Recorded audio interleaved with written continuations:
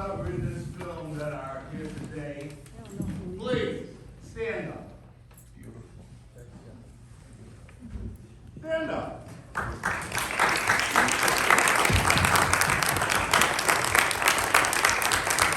Andrew Curry, Russell J.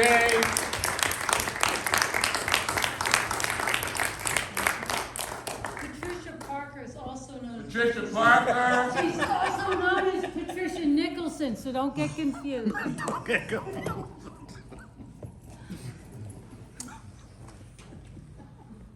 Steve Swell. Hill Green.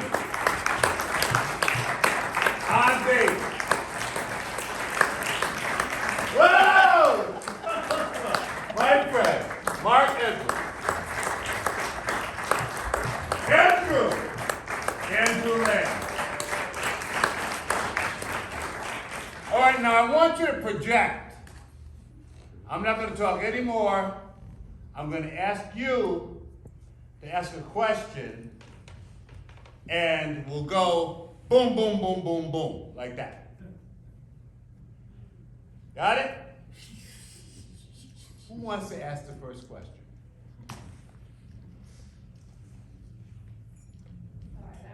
Oh, Patricia, wait.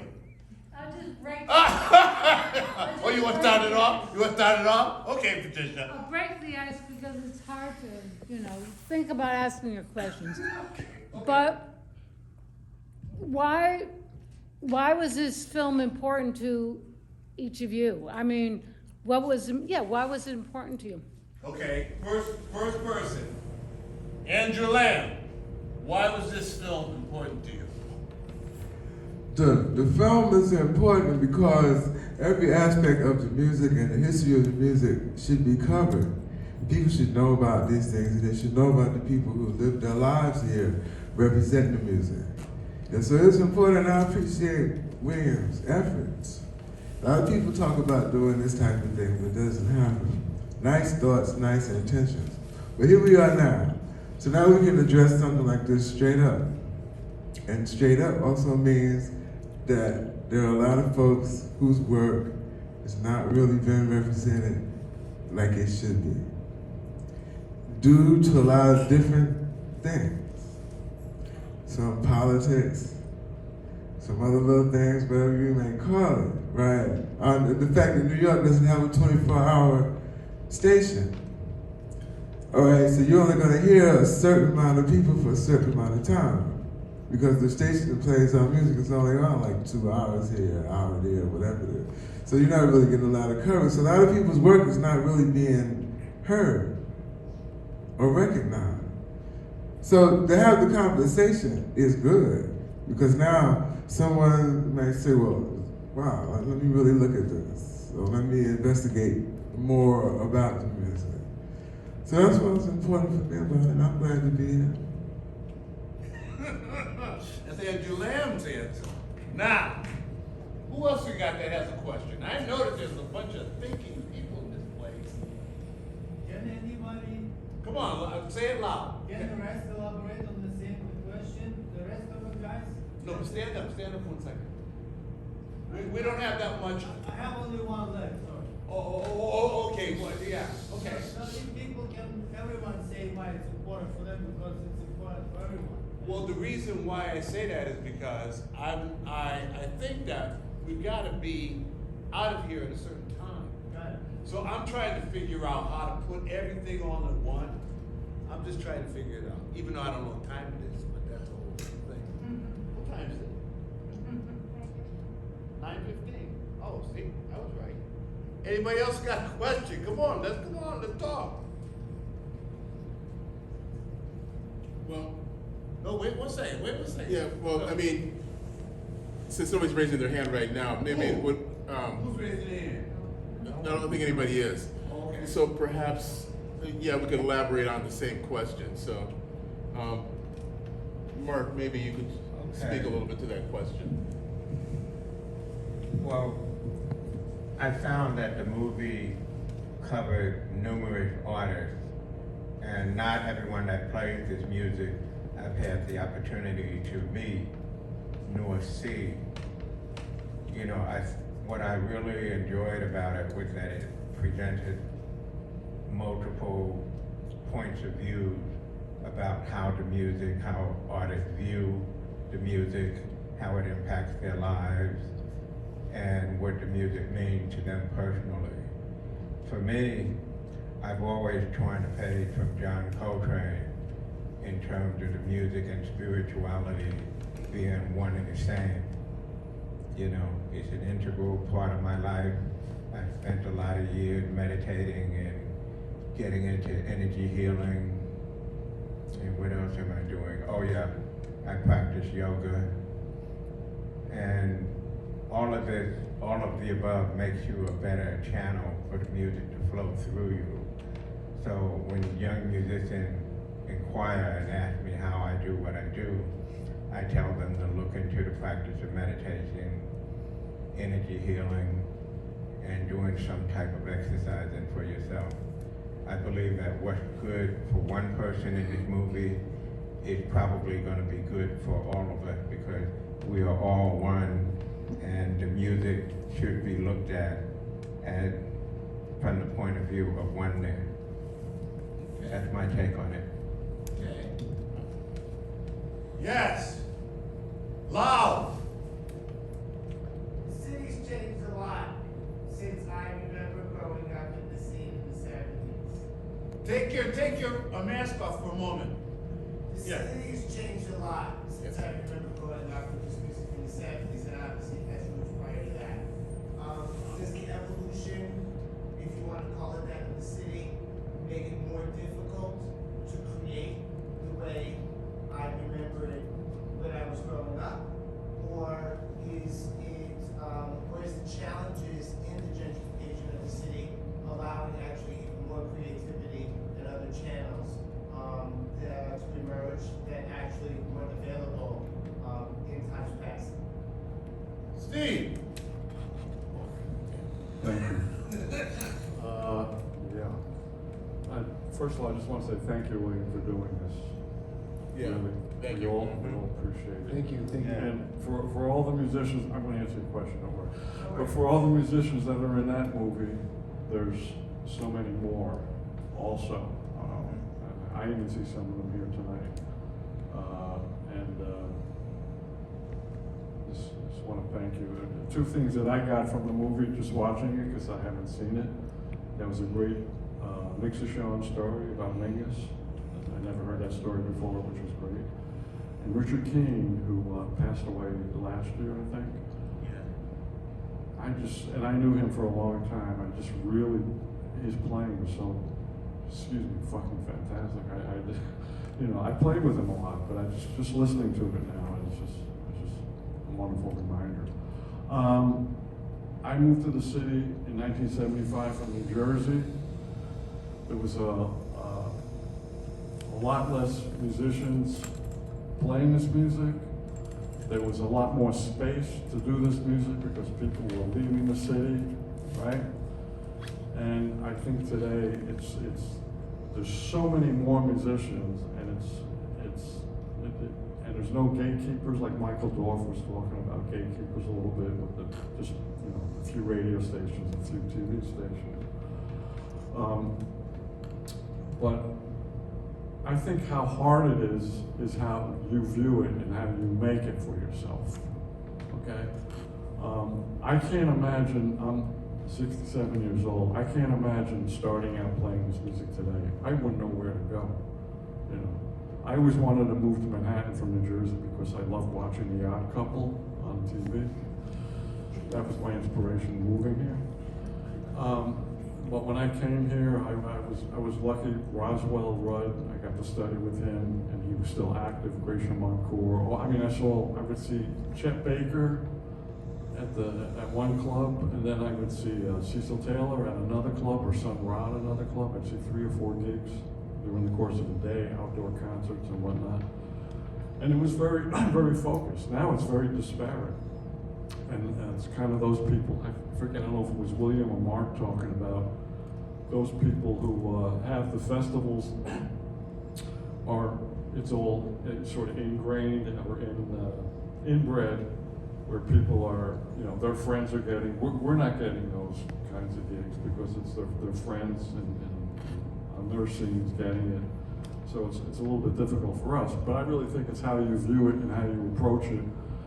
And maybe I'm just, I'll ask for gigs and I'll just go out and there's people I want to play with, and it takes time. I mean, I still believe I'm still learning about the music itself and learning about myself, like I said. But the business part of it, I'm still learning also, and it's kind of always changing, especially with the internet and everything. So I think it's really on you how you view it and what you want to do with it. Hill, what do you think? Which one in particular? To that question? Yeah. I got here in the late '80s, but my desire to New York started to formulate when I was 9. I came here when I was 9 years old. My dad brought the whole family because he believed that people needed to see New York City. And I came back from that trip. I grew up in Iowa. I came back from that trip thinking, I think I want to live in New York City. And then when I decided to be a musician around 14, 15, that's just cinched it.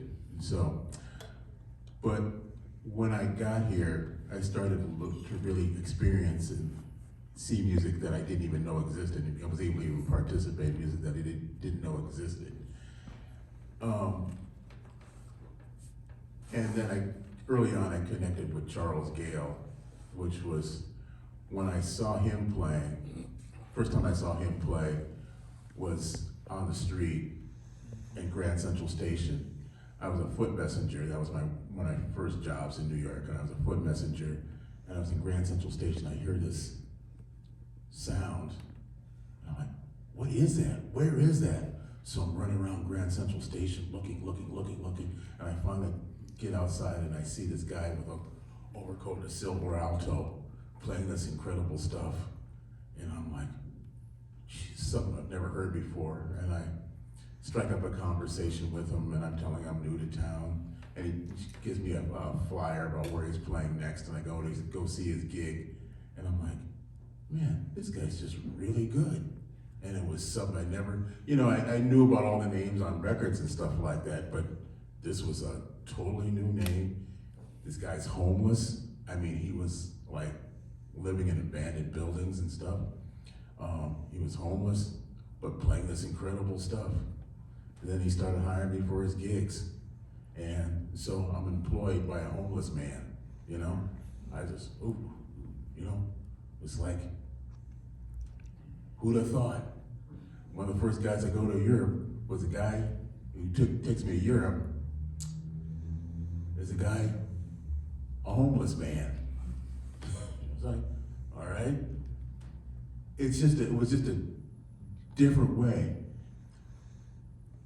But as life goes, things influence. Internet comes in, colleges come in, how colleges have to construct their programs to get their college, and it's like New York City is a place for colleges to be. The scene changes.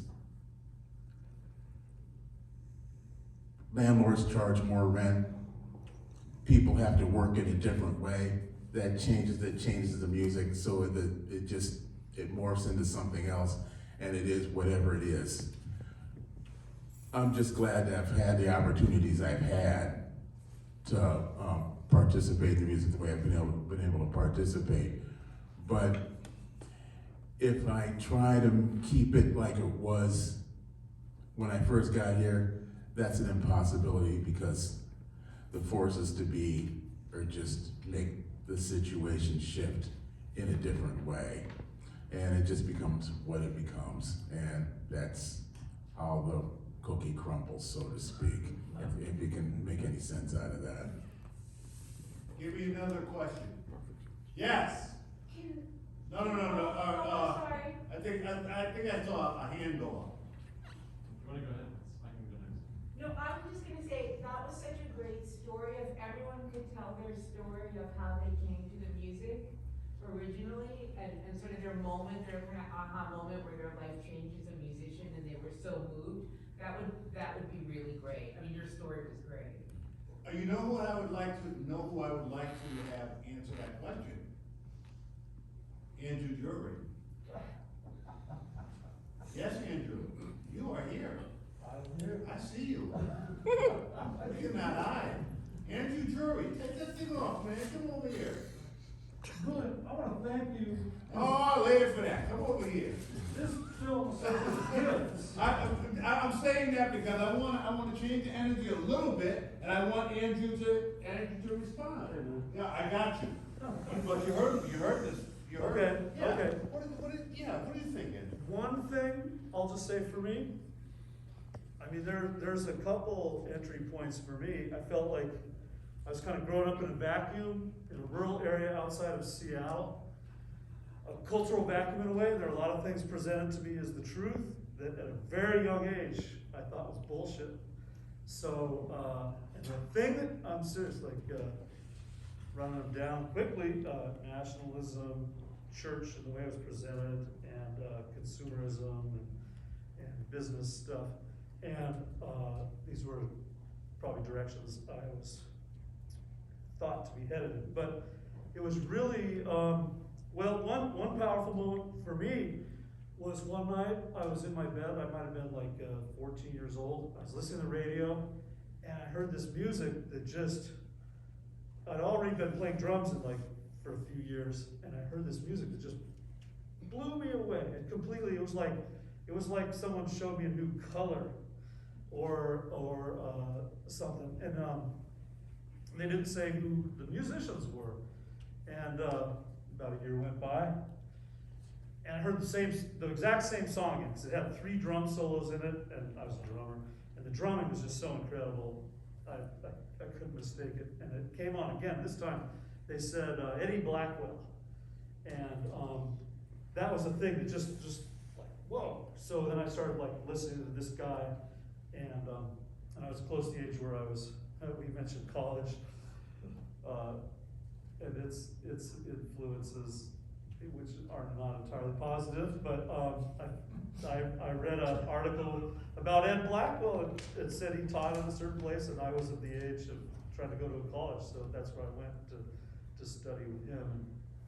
So that little thing, I don't know, just spoke to me, that thing on radio station KRAB, K-R-A-B in Seattle, which was a community-initiated, perfect call letters, community-initiated, grassroots, DIY kind of thing, with people really thinking about culture, and they were dishing it out, and it could have been WKCR in New York for me with all the stuff there too, but that was one thing that like led me. So you heard from an original person here, see? Now, Thank you, Billy. Cisco got it. All right, what you think, Cisco? Yeah, thank you, Cisco Bradley. Yeah, Say it loud, Cisco. Can you stand up? I feel like we have this tendency to hold certain individuals up. I think one of the brilliant things about this film is that it looks at an entire generation, as opposed to just a few people. So I feel like this happens in music criticism a lot. It happens in just the way that this stuff is presented to the public, and even I think sometimes within the community, where we hold certain people up as almost as superhuman. Like who could ever come along and play saxophone better than John Coltrane, or who could come along and play bass better than Charles Mingus, or something? We create these almost impossibly amazing figures, and they are amazing. We all honor them, we love them, right? So, I guess, I look at the people on the stage, and I think, here we have people who are some of the best who've ever played their instruments. And, I think it's so brilliant to be putting this together. And, I look at this and think that this is such a great archive of interviews and discussions. And I loved how people were talking about each other. I thought that was a brilliant approach. Thank you, but what's your question? Yes, so I guess, Cisco. do we have to, Yeah. I mean, is it a process of interfacing with the public in a new way, or is it a process of, is there education that needs to happen? Do we need to unlearn something that we've all been sort of, I'm talking about the general public. The first time I heard this music, it made sense to me. I didn't feel like I had needed someone to explain it to me. It felt like, this is brilliant. I wanna hear more on this. So I'd just be curious to hear what you all think in terms of interfacing with the public and, you know, what that process might be in an ideal situation. Ross, what do you think about what Cisco just asked? Take the thing off, please. 1 second, I'm sorry. What do you think? Yeah. I agree. Could you stand up so we all? Yeah, come over here, Ross. Yeah, come on, yeah. So that everybody can see what you're gonna say about that. Okay. All right. Ross meets all of his friends on the way. Yeah. Friend William. Go ahead, go. What do you think? What's Cisco I talking met about? William Hooker when I worked at Wise's bookstore. He used to come in there all the time. Where is Wise's bookstore? That was the other location on Lexington. not And the what was Brooklyn I shopping for? location. I don't remember that particular. I remember. Yeah. I'm sorry. A book called The Treatise on Cosmic Yeah, Fire. the That's what I music was- has a positive impact socially and Yeah. personal change Yeah. and social change, and it's all holistically connected to each other. And the film was good because he used the title Lost Generation. It focused on musicians that were coming out of the fire and smoke of the people that initiated that breakthrough in the music, Beautiful. and how it continued, and there's more stories coming out more and more about people who made that possible. It was around 1980 or 81. Uh-huh.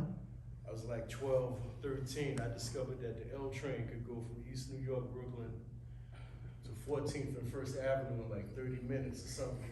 Okay. Here's my 5 music heroes, it was Marion Brown walking out of Bodega, Frank Wright, Steve McCall, just walking up the street, so it was nice. And it's an important educational process Yes. like that, and hanging out, I always hung out with older people, and I still do like that, and I learned so much that way about how to contextualize whatever ideas I was working on, Uh-huh. and people like Baba Andrew Lamb saw me as a youngster trying to work on myself and work certain things out and everything, and love his music a lot, and everybody on the panel, and really got me through a lot of stuff from yourself. So, Mark Edwards, everybody. So, thanks for doing this. Oh, Ross. Yeah, Hey, you know me. right on, man. Now, Cisco, that's part of the answer. Now, the other part of the answer, come on, man. Hello? Address Cisco. Address Cisco. You know he asked my questions sometimes. First of all, I do want to offer my congratulations to William for the completion of the film, and I think, as well as everyone in the room here, I think it's an incredible effort to archive and to represent a wide range of musicians who have been on the scene contributing to this music. I'm especially grateful to have been included in so many ways in this film. There was a time in New York in the 80s, I think, that I can reminisce about. It was kind of a golden time for New York, and I think New York also recognizes itself to be a golden time if we just acknowledge and recognize, say, the revisiting of artists like Warhol, Basquiat, and Keith Haring, and it's like past 1986, they don't know what to talk about about New York anymore. What happened in the 90s, what happened in 2000. Nobody has any real frame of reference, so it seems. There was a place called the Tin Palace, of many places where people would get together, the Studio We and so on, but the Tin Palace in particular was a place, I guess there was also, what was the other one? Stay in the microphone so we can hear. Okay, and this place offered, like, any night of the week, whenever certain musicians were in town, it was just full of all the well-known and established and the budding artists, and and a musician scene, total musician scene. For example, Cecil Taylor will be having a beer with Art Blakey, you know, and then at the other table there would be maybe Dizzy would walk in, he's sitting at the table with Walter Davis Jr. and they're having a drink or something like that. They're here to hear the music, and that was how New York was once upon a time. And all the musicians had a frame of place to go, they could meet and have a frame of reference, and there was this community. And over time, you know, the separation of the clubs and the gentrification of communities and change in economics, and then offering, of course, always to the younger generation to pass, wanting to see what they can do, what their mighty efforts can take care of. And I think what happens is that there was some kind of a break in the continuity of what New Yorkers were able to recognize and enjoy that had been cultivated in this city and so on. It didn't really change amongst the musicians and the artists involved themselves, but I think, you know, in terms of the audience, answering the question of the validity or how audiences recognize and receive the music, it's because the music has been here for a very, very long time, generations now, tens of years now. But the continuity of the awareness that the audience has been allowed to continue to focus. And those persons such as you being here in the room, obviously, you know, have kept the interest. But how much more of the interest? I think, and not to talk too much at one time, but if you do pay attention to almost all the new musics that are being developed, there's this very generous opportunity of free form expression going on in it. And that's all directly related to the artists that have developed the music, persons sitting in this room, persons that have gone on, you know, now before us. And so we can be great, we can acknowledge that. I want to say that one thing that An spoke about, and I thought it's essential for you and the rest of the people here to know. Tonight was really dedicated to Steve Dalchinsky, Roy Campbell, Richard King, Callie Festo. There's one more. Who is that, Donna? Will Connell. But I speak of them specifically because those are 5 people that, when this was being done throughout the podcast, they played a significant part. And for all those people that didn't see themselves on the screen, I wanted to mention that we have a podcast series that preceded this. And the podcast has their interviews for 35 to 40 minutes apiece. So you can see both of those and match those together. And I think that tonight, Vision Festival, Tricia, Yeah. thank you. Thank you, thank you, thank you. Thank you. I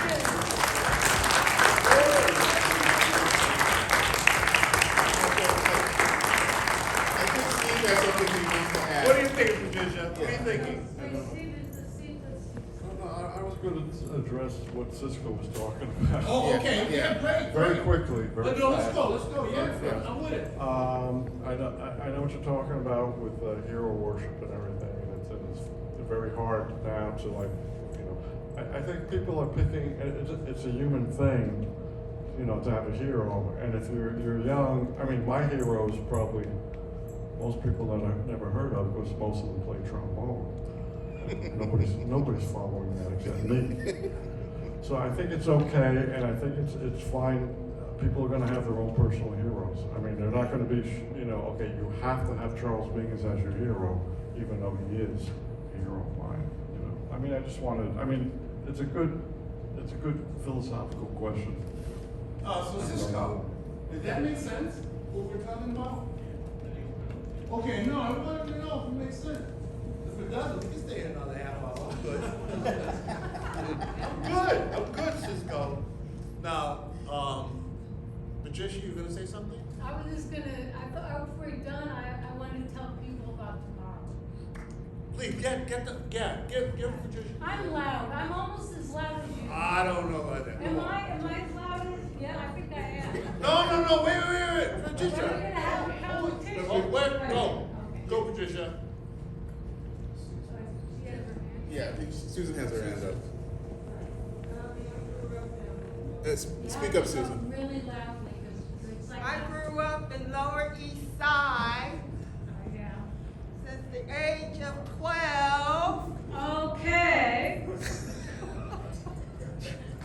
So, I mean, I've learned the Caribbean culture, I've learned the Chinese Asian culture, and the activism that's needed during, growing up poor, and most of the jazz that evolved were coming from the impoverished society, I would suppose, for the expressionism, and then the attempt to be an artist and hearing the audio expressionism, and that's what I was hanging out with Burnett, trying to define the music with him, and he did admit later in life, maybe before he passed, that it is an expressionism, and I, as a videographer, wanted to do the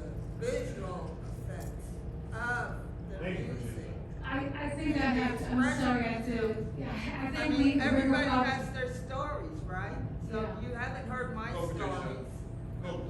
But I have to talk because we have to leave. Yeah. And please tell your story in the, when we go downstairs. Patricia. All right, so- I want to acknowledge. More open mics around, then I can tell my story. All right then, but I want to also acknowledge Don Mount. Yeah, down now. I want to acknowledge Don Mount. All right. I want you to understand that a major part of what we are about has been documented by this individual. And I really have to give him, That's thank you, man. important, very Thank you so important much. work. All right, now, tomorrow at 11 a.m., we're going to have a conference. The first panel at 11 a.m. will be on, and it's free. It's on self-determination, but we're looking at a few examples. We can't cover everything. The whole conference is called The Legacy of Black Creative Music, so we're focusing on that. But the first panel is on self-determination, sort of hopefully getting a better understanding of why things came about and why they ended when they did, if they did. Not everything did. The second panel will be, we're calling Black Music, White Business. It's ripping off Frankowski's, that's the name of a book he wrote, which is really wonderful. The third panel is on spirituality and freedom. And I think we also put together a timeline that goes about how this music developed. We bring it all the way back to 1910, but it's basically focusing on free jazz. And then in the evening, we're continuing, because understanding who we are in our history, that's what William Hooker gave us tonight, but we're continuing that. And then tomorrow night, here at Anthology, is the film on the East, and then a film on the Black Arts Group from St. Louis. I think it's all gonna make us, enrich us, because it's our history, and that's how we can create another history for someone else to study, because we live in the present. Thank you, Patricia. And Thank you then- for coming. Thank you for coming. Thank you. See you soon. And So you don't great. know about the Vision Festival. Yell at him.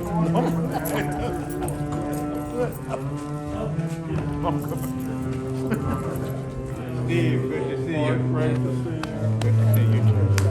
Your music is there too. Hi, Patricia.